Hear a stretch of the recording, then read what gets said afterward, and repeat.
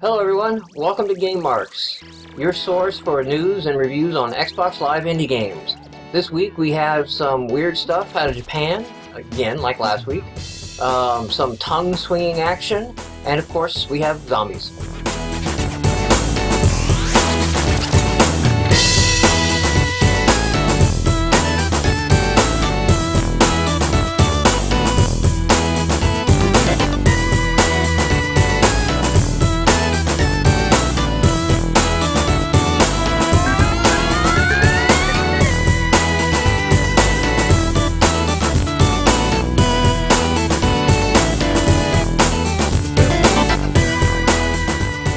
Okay everyone, welcome to the show.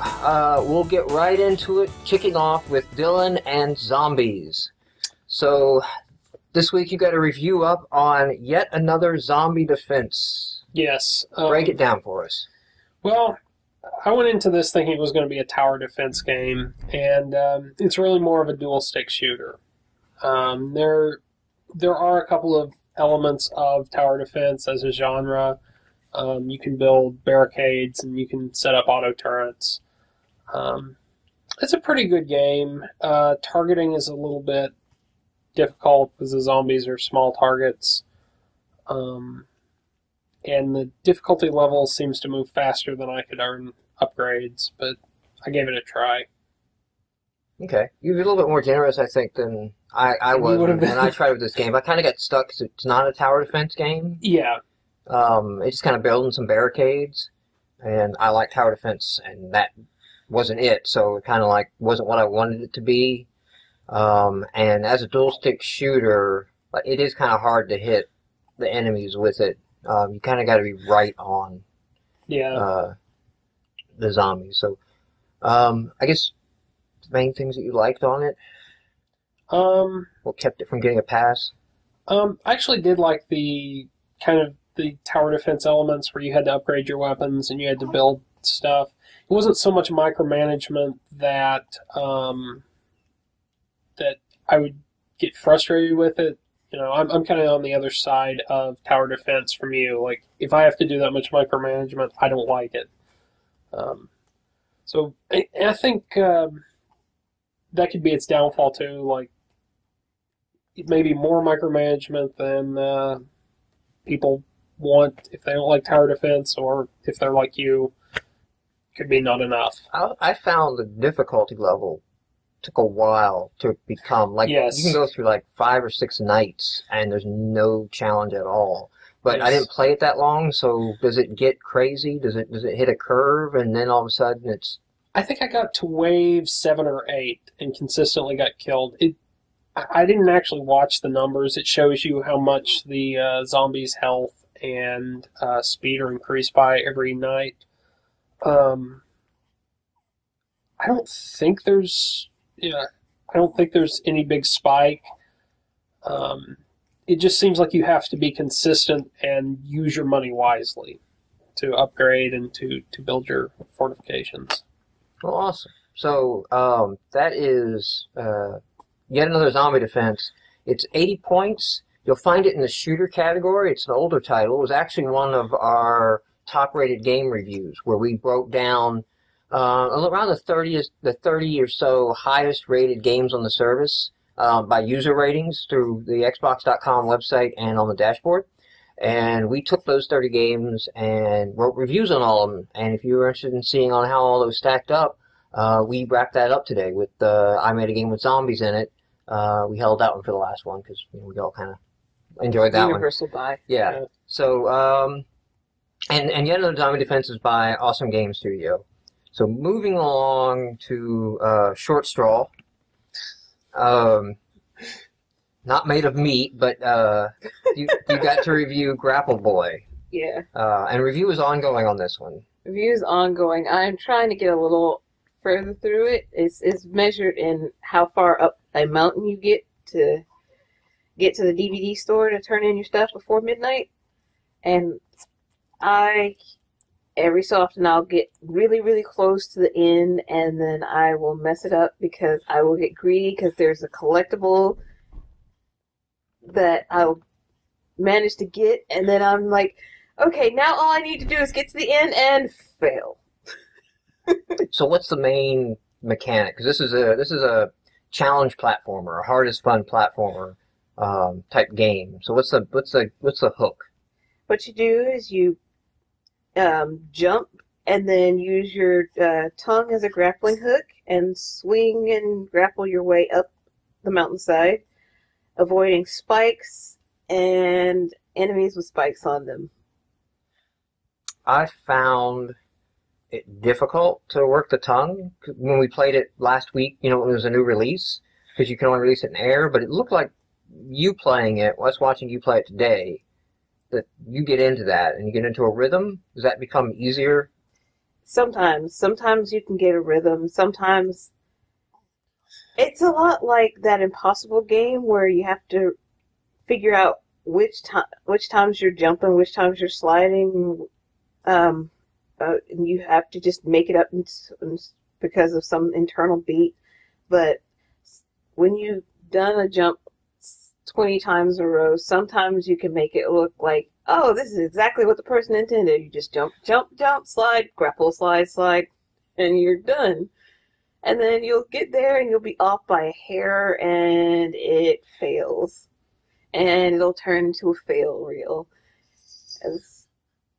This is one step past a blooper reel. It's a fail reel. Because you'll get into an endless loop of fail. And you'll just have to turn the game off, walk away, and then come back when you're not failing. Yeah, you're just like exploding all over the place. Because he explodes every time you hit spikes. It looks great when he explodes. Oh, yeah. It just keeps happening. It's You need to cut together those clips. Okay, so review is still ongoing.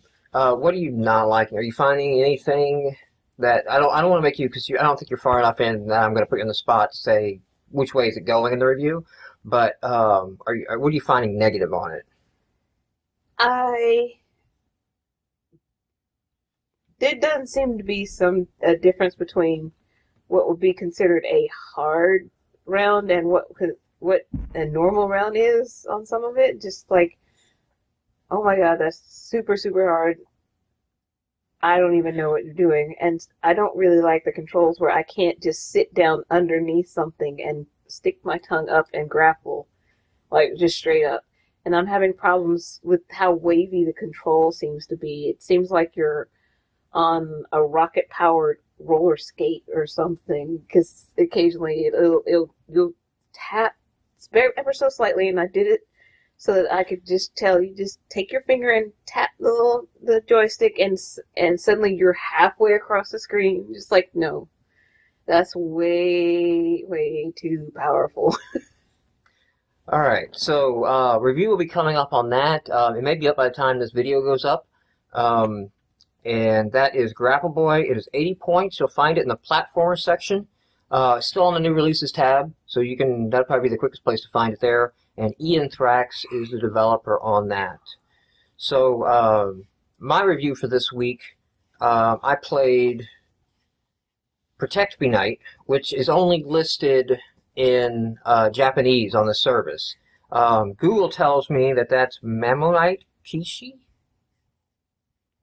That's my closest attempt at pronouncing that. But it doesn't say Protect Me Now on the service. You have to go in and find it by the Japanese characters. So check the site to figure out what those characters are, or check out the box art in the video here and find it by the box art. And this game turned out to be a lot better than I expected. I kind of went in, I wasn't expecting a bad game, but I kind of went in just kind of expecting, oh, okay, well, here's going to be some 8-bit novelty type, hack and slash, and it'd be over. But I'd actually seen some of the screenshots when we were going through our list of games to review, and it just looked confusing from a lot of the screenshots. Confusing, and before you get into the game and see it actually playing, it looked like it was going to be bad graphics. Yeah, I didn't write this in my review because I didn't want to tie it too much to Gauntlet. Because if somebody hadn't seen Gauntlet or played Gauntlet, they wouldn't know what I was talking about. But it has a lot of that vibe. I mean, there's just tons and tons of monsters on the screen at once. And you have four players in your party, four different classes that you could choose from. Unlike Gauntlet, you can be the same class, so two people can be the same class. You don't have to split it among classes. And though, unlike Gauntlet, though, it does have like some RPG elements. Like you get to level up your abilities, and each character kind of has their own abilities. You get to level those up. So, I mean, it's cool in and of itself, but you get multiple people playing that. You get 2 or 3 people playing that. It's a great game. Yeah. I mean, it's definitely a party game. Like, it's definitely, you can have people over and instead of plugging in Wii Bowling or something like that, like, load up Protect Me Night, because you're all shouting at the screen, somebody protect the princess, somebody, you know, get on the catapult, or somebody, I'm on defense, I'm going to build the structures. Oh my god, succubi! Yeah, somebody, you know, got to get the succubi that are shooting from the edges, you know, at the same time, the monsters that make you move that. Very difficult solo. Because, I mean, there's a lot of, like, coordination effort that's required. Do they have the same number of enemies as when we were playing 3-player? It seemed like it did. It didn't seem like there was any concessions made. And the number of enemies, not too bad. You can kind of handle those because you can drop it down a difficulty level. But the bosses still behave the same way. And some of those bosses are, you know, designed to charge over the princess. You kind of have to have one person shooting it while the other person moves the princess out of the way. And there's not enough time. Like that one dragon we have. There's not really enough time of it on screen to shoot it and move the princess properly out of the way and get there. So, plus, I think some of those higher levels, I never made it to the higher level solo. I only finished this game with multiple players. Some of those higher levels, I don't think you could do just the regular stages. There's just too much on screen, and, you know, like the succubi shooting, and then you have the ghosts that pop up right next to her, next to the princess, so it gets hectic. But I really don't have anything bad to say about this game. No, it controls well, it levels up well. The only thing with this game is if you don't have anybody to play with, it will probably frustrate. It's probably going to be frustrating. You're probably just going to, you know, not do it. But I mean, if you have one person that comes over, and it can be my daughters, you know, my 7 and 10-year-old daughters, we can drop it down to easy and beat the game. There's so many enemies on screen, it's not like you have to be too precise. No. In some cases. And when I play with them, you know, then I take more of the strategic kind of manage the princess, manage defenses, and let them run around doing the killing, so they don't have to do that. But they did good. I played with them on normal, and we got halfway through the game. On normal? That's pretty good, yeah. Normal, there's a curve. Normal doesn't translate. Like, I think that word, whatever that word was in Japanese when they translated, was not normal. It was harder than normal. It was like, this is not normal. This is unnormal. This is Abby normal or something. And it translated to normal like bad English or something. Because it's rough. Even normal is rough. It was challenging with 3 players, but it wasn't frustratingly so. Which, I actually like the game balance in this one. So that is Protect Me Night. That is action and adventure. It is 240 points. And ANC XNA is a developer, which I think is Ancient. Is Ancient Staff or Ancient something popped up in Studios or something. Yeah, that popped up in the game, so I think that's just a short. Hey, time for new releases. Once again, we are only covering new releases the most noteworthy. We kind of had some discussion this week because we had a lot of releases come out. Yeah. So we kind of had some discussion a little back and forth as to which of the 6 games we're going to feature in the video. But we will discuss all new releases in the podcast. So if you want to hear everything that came out, jump over and check out the podcast after watching this. So, first one up on the new releases was actually one that I was going to cut, and you kind of enjoyed. Pixel Bit Snooker and Pool. It is 240 points. Sports and Recreation by Game Group. But, early on, I was actually looking at this being my game of the week. It's just a really good, realistic pool game. It's got the camera controls and the guides make it actually pretty easy to play. Yeah, I did. That's kind of why I pulled it out, because the guides, and maybe there's some settings to this or something that you can change. But it did seem like, I mean, if I'm getting not only where am I going to hit the ball, how I'm going to hit the ball, but it's showing me where the ball is going to go, and it seems to be even taking into account English put onto the ball into effect, and it almost leaves any kind of guesswork out of it. Well, it doesn't it doesn't so much show you where like the cue ball is going to end up or any balls that you hit are going to end up. But I kind of felt like it's what I would do if I was playing pool in real life, which doesn't really translate. You can't do that in a video game. You can't move around the table. Yeah, I do. When I play pool, I spend a good amount of time moving around the table and lining the cue up and trying to do some geometry in the head, and angles and figure out what's going on there. I felt that basically was a replacement for that. Now, the problem is the computer is basically using that same logic, I guess, and it's almost impossible to beat. My first game, I broke, I didn't drop any, and the computer came up and literally sank all but like 3 or 4 balls, playing 8-ball, and it was pretty much hopeless. Yeah, on me, the first one I jumped in is played 9-ball. 9-ball, I've always liked 9-ball over 8-ball. And I jumped in and I played 9-ball, and, I was trying to figure out the controls at first and trying to mess around with some stuff and get things going, so I wasn't really thinking a whole lot. I was just kind of, checking it out. And I think we went a strike or two, a turn or two each. And then, like, on its third turn, it just ran the table. It just did, like, 7 balls in a row and ran the table. I don't know if that's configurable or not. Now, one thing I did notice is it does seem to have a pretty large amount of variance. Like, you can play snooker, you can play US 8-ball, British 8-ball. I don't know what the difference would be there. Yeah, I'm only familiar with, like, US 8-ball and yeah, I'm familiar with barroom 8-ball, so I don't even know that I know, like, real 8-ball rules. But that's it was a lot of variety there. Pretty good. Did you play it, Cicely? Very, very briefly. I kind of liked it. I was glad that it didn't take the obvious, I'm going to do a cash grab on it, but that was about it. It's a pool game. If I want to play pool, I want to play pool. I will go to a pool hall and play pool. Yeah. So I spent a little extra time talking about that one because I think we might move through these next a little quicker. Yeah. Next one up is Cosmic Cab, 240 points. In the racing and flying of all sections. I did a double check on that. And Blue Sky is the developer on this. So this one had a cute art style. It looked really good. Looks nice. It looks slick. I don't think the video is going to do it justice for how madly frustrating the controls are. Yes.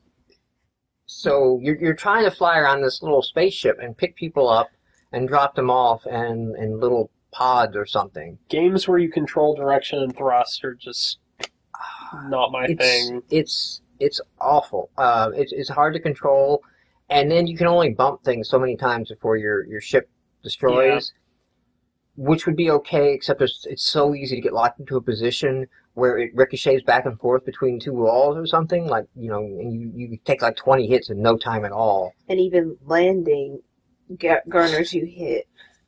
Because I actually did hover a couple times and came down as softly as you could, and it still dinged me on my health bar. So I really don't recommend spending much effort on this game.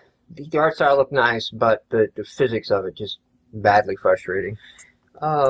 Which brings me to my next game on the list, 2010, A New Threat. I don't get the name of that. I mean, it's 2011, so it's an old threat or something. I'm not sure. 80 points. It's in the shooter category. A Normal Guy is the developer on it. And this seems to take the one part that everybody hated about Asteroids. Yes, the control scheme. Yeah, and makes that the thing. Like, I don't know how you guys play Asteroids, but, like, I didn't move until I absolutely had to. Like, I kept my ship dead center, because once you thrusted and started ghosting around, you never gained control again. I don't think I played Asteroids that much, but yeah, it was... I did, but I used to like to go into one of those loops where you hit each of the diagonals of the screen somehow, because you'd swoop off that side, come down that way, and just... You'd never hit the center of the screen. I'm just like, I used to like doing that. And that was how I played the game, because I never wanted to play more than 5 minutes on that game. It was crazy that we had 2 games that were using that thrust mechanic in new releases. And didn't like 2010, and it feels like it should have been a dual stick shooter. Yeah. Everything else about it says dual stick shooter. But then again, it would be pretty much It would be like every another other, yeah. dual stick shooter. Except it did have the mechanic where you looped around the edges of the screen, which well, yeah, that's again Asteroids. So I don't know how much of this game was inspired by Asteroids, but yeah. it has a lot of it. 'Cause, I mean, it has spaceships, and you kind of have a triangular-looking ship, so there's probably some influence there. To take that game, or what would you do? What could you update that with? So, but it just I can't get through the controls. I didn't know what was health. I didn't know what the enemies were doing at what point in time or another. I thought maybe they were hurting me. I didn't even realize until like my third time through that you can not only fly through the ships, but those asteroids aren't hurting you either. The big ones do. The big ones do? You can run into the big ones. That is true. The medium and the big ones you can run into. There's too much on that screen. Yeah. You can't see lasers. You can't see lasers coming from the ships. So, our next one up on the list here is Honor and Vengeance. 240 points, action and adventure by XM. It's funny it's an action and adventure because you are forced to watch about 2 minutes of excruciatingly painful text screen. You cannot skip. Now you can skip when you go back through. If you die. Yeah. Although when I loaded it up again to play it, it didn't appear to save that I had gone through it once. So if you don't hit a save point and you don't want to see that again, don't turn it off. Was there a save point? I don't know if there would be a save point. There will probably be a save point sometime later, but kind of felt like X-Wing or TIE Fighter, except it didn't have any HUD. The lack of HUD is a serious problem because it's hard to know where you're aiming, what's in range, what's going on. There's no radar. Overall, it's too dark. I found it way too dark. The reason why TIE fighters are white is so you can see them in space. Yeah. Space is blackness. You don't need more blackness against blackness, let me tell you. And the camera is way too close on your ship, so it's kind of hard to shoot unless you're constantly moving forward. It's a really nice looking game, and it actually does handle pretty well aside from the HUD and the camera angle. It feels like a kind of a rough tech demo. It does, because I know it looks nice, but really the one ship looks nice because it looks like you're fighting the same ship against you. So it's like it's a tech demo in that sense that they took that one model and cloned it a bunch of times. Other than that, it's just a background, just a dark space background, and there's a Earth looking thing on it, but it doesn't have much in it to justify it. And I hate dinging Xbox Live indie games for price, but it is definitely not a 240 point price point. It doesn't control well at all because I tried to do bank to just complete stop so that you can turn around and go backwards. But while I was doing that, somebody came from where I was going to be going forward. I was avoiding them. I wasn't going forward anymore. I was actually still kind of drifting up. And they came from underneath me and killed me somehow. Wow. So our last game for this week is Alpha Squad. It is 240 points, action and adventure. Dragon Divide, and you commented they have a really boobies. They have a lot of boobies. I think he was going for the. I was trying to segue from Dragon Divide to the opening credit, but there's boobies. There's a lot of fan service. A lot of boobies. A lot of boobies there, but age appropriate boobies. Yes. Unlike some other games, we are talking at least 18, because those look like college cheerleaders. Yeah, there's a girl you save very early in it, and she's right on the cusp of 18. But other than that, they are older in that. But it's kind of a novel twist on a twin stick shooter. Yes, because it is playing a twin stick shooter. Now extrapolate that out into a larger action game. It kind of reminds me a little bit of like a Shadow Complex type. It's not really Metroidvania. It's not in that. It's missing some of the hallmarks. First of all, that's never done with a twin stick shooter, and it doesn't seem to be too heavily puzzle oriented. Although you are going in and looking for stuff and finding stuff and searching. Yeah. So there does look to be multiple ways of getting places. because There definitely is. you're basically moving throughout. I mean, I'll confess right now, streets. that's on my review list for next week. So, I mean, I'll have a Yeah. full breakdown of that because I played about 4 or 5 hours of it, and I'm holding back. I'm trying to keep my opinion to the trial impressions because we only look at these games for trials and the new releases week, and it wouldn't be fair of me to talk Okay. about the 5 hours I put into this game. So I'm trying to hold back some stuff. But yeah, you can go different ways, different things. It looks like there's going to be a lot of this game to really get into it. Now, it has, I will say this, it has a network mode where people can just join in and drop out. Whether you're just playing by yourself in story mode or you go into arena, you can just jump in with somebody else and they're kind of leading the quest line, if you will, and what you're going in there and jumping out. But it has a lot of network issues and it constantly drops. And what's worse is it looks like it's dropping you out of, if you're in a sync story mode and you're with a host of the game, you lose all your progress and crash back to the dashboard when it loses connection. So that I'm not digging. And also there were some other multiplayer bug issues that I hope the developers work on a patch. Yeah. But I'm not reviewing a patched version. I'm reviewing what's out now. So that's kind of what the review's going to be about. So it seems to be a really ambitious game. Like the controls are very smooth for a dual stick the shooter. credit screen. I mean, listed like a team of 20. So it is a large project. And there's a lot of art in there. You got the big, It's shameless. the big GI white dude, and then you have a Sasuke type person, and you got a big burly black dude. And then we haven't even gotten to the boob artist yet. I mean, that must have been a team of 5 people, We are talking double D and above, people. Yeah, this required a Pixar-level rendering farm to get that much booby to display in It's full 1080 penis. Is it Team Is it Team Ninja who loves the boobies? Yeah, well, since they kind of dissolved, our Team Ninja kind of had some personnel changes, maybe this is where they wound up. Maybe so. Running down our new releases list, I don't know if we have a big debate again this week. I think it's pretty straightforward. Game of the week. Are we all in agreement? Alpha Squad. Alpha Squad. Actually, I like Protect Me Night both best. Well, that's not a new release this week. Aw. So it really can't be the game of this week, but if it wasn't released this week. Well, I want it to be. It wasn't released this year. It wasn't released last year, I don't think. I think it's like 2009. GameMarx Game of the Week goes to Alpha Squad. Congrats to those guys.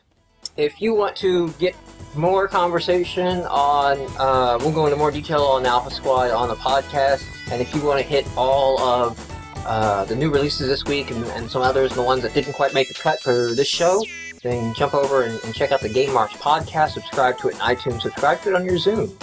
If you have one of those, I do. It would be all 3 of us. All 3 Zune users could subscribe to the podcast. Once again, our top-rated list of reviews is complete, and I will get posted up a roundup of how they fared. Us versus the average gamer posting reviews and what we liked and they didn't. And, well, I guess they liked them all, right? So it'd be more of what they liked and we didn't. Type scenario. But if you're a guy that just plays games alone or in your basement, know that, a lonely person is home everywhere. So take that with you.